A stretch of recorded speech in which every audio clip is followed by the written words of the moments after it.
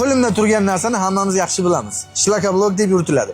Aslida bu beton blok hisoblanadi. O'zi shlaka blok atamasi qanday paydo bo'lgan va bizga nechanchi yillarda qachon kirib kelgan? Nima uchun shlaka blok deyiladi? Videoni oxirigacha ko'ring, tushuntirib beraman. Rus tilidagi shlaka blok so'zi shlak, ya'ni metallurgiyada chiqindi mahsuloti, koks, domna, martin pechlaridan chiqadigan qora kulimtra.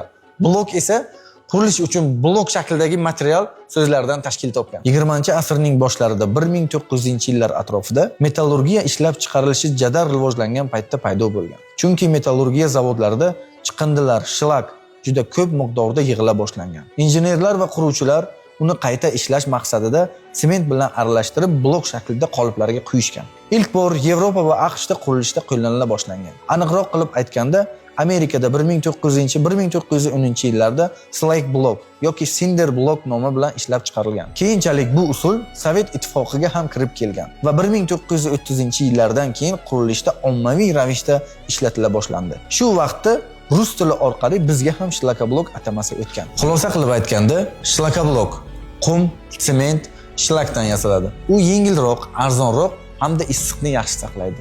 Ammo mustahkamligi pastroq. Beton blok esa sement, qum, shebendan yasaladi. U juda ham mustahkam, uzoq vaqt xizmat qiladi, ammo og'ir va qimmatroq. Yengil va arzon qurilish uchun shlaka blok, mustahkam va ishonchli qurilish uchun beton blok. Siz qaysisini tanlagan bo'lardingiz?